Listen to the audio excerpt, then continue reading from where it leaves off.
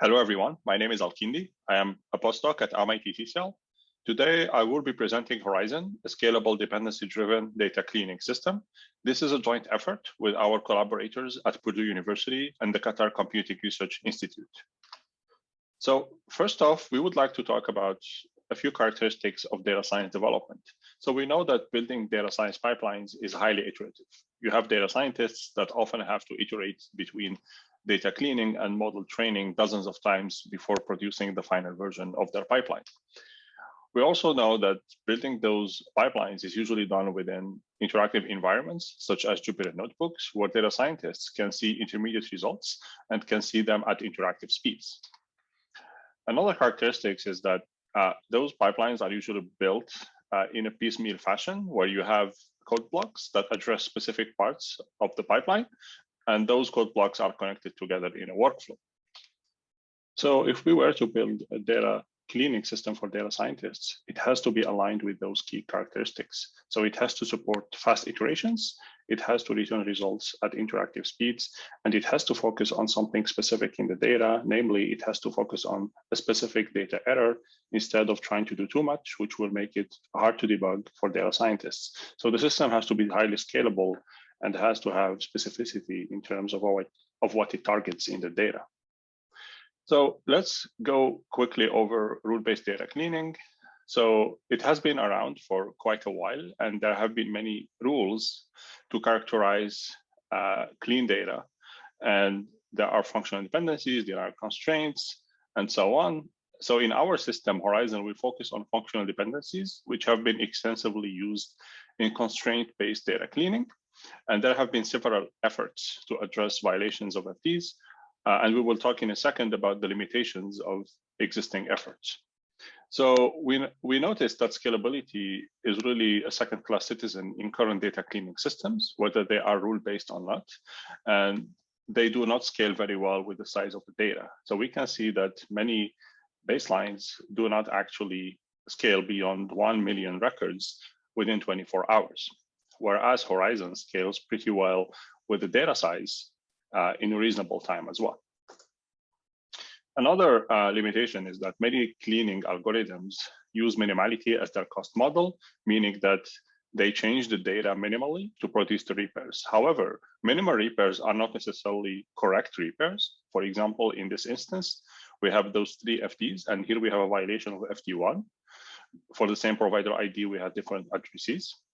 And the minimal repair here will update 2 cells. However, it produces an incorrect value combination or a pattern. And another repair that is not minimal, that updates 4 cells, produces the correct value combinations in the data according to the ground truth.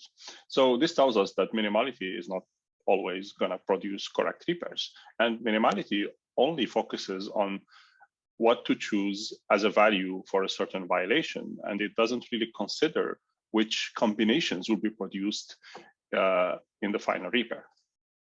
So we set out to build an FD repair system that is both scalable by design and produces high quality FD repairs.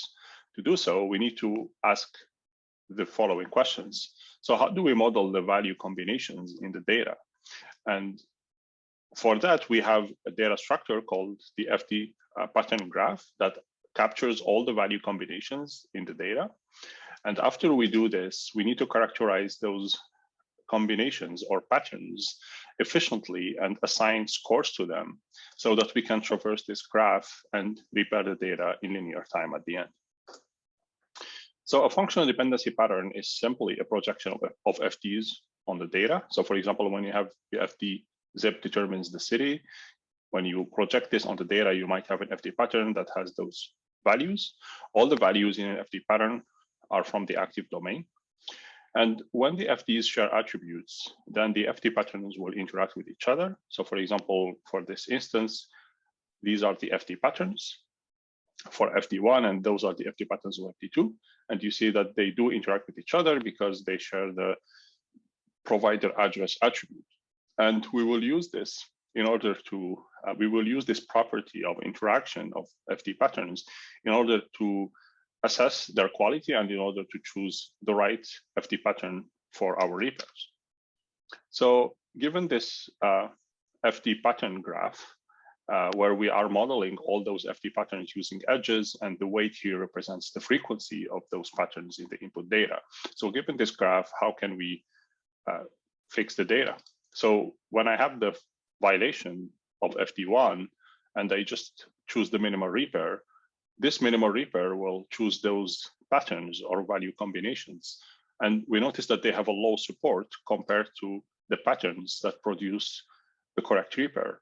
So here we notice that there is an important property, which is if we want to choose good value combinations or patterns, we have to choose patterns that are well supported in the data. And we should not just look at a value in isolation, but rather we should look at a value as part of the pattern it belongs to. So we have proposed a support measure to assign scores to those patterns, and those scores not only reflect the quality of the FT pattern, but they also reflect the quality of the patterns they lead to. And by doing that, when we choose an edge over another, because it has a higher support, we know that this edge will lead us to high support FT patterns later on. So in order to compute the repairs, we need to do, we need to perform the following steps. So first we need to build, or we need to devise an order among the FTs, meaning which FTs do we need to traverse first. And for this, we build an FT graph and we apply topological sorting on it. And then we devise an order for all the FTs so that when we repair the data, we will follow this order for each tuple. So for example, for tuple 1, I'm going to follow this path by using the traversal order we have devised before, and this will result in updating those two values. We do the same for the second record, and so on. And for each record, we will choose the right path from the FT graph or the FTG to fix the violations or to fix the violating cells.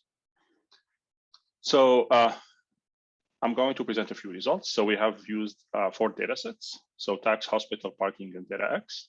And we have introduced 2 types of data errors using BART, which is a benchmarking system for data cleaning techniques. So E1 errors are FT detectable and E2 errors are not FT detectable, and they are just random errors. And we see that Horizon does a very good job for E1 errors. Now for E2 errors, the F1 score is going to be low because those errors are random and they are not necessarily FT detectable. And this is the low performance is also in all the baselines and not just Horizon for E2 errors. Now, we also compared Horizon with non-rule-based data cleaning systems, and those are just general data cleaning systems, namely HoloClean and Baran. And we saw that Horizon outperforms those systems on accuracy when it comes to FT errors. And it also produces those repairs much faster than those systems. And we also saw that Horizon is pretty resilient even when you have added noise in the data. So here we are varying the amount of error in the data, and we are trying to see how each approach performs. And we see that Horizon still performs very well even when the noise increases. So we see that counting or relying on the support of patterns will add more context to the repairs, which means that we will be able to derive better repairs than just looking at values in isolation when deciding on a repair. And when it comes to runtime, so Horizon is very scalable, and we see that for a 64 million data set, it does pretty well, 50 minutes or a little bit more than 50 minutes, whereas none of the other approaches could even do 8 million within 24 hours. So to conclude, so Horizon is a novel technique that is significantly different from existing repair approaches, both in how we model the data and how we devise those repairs.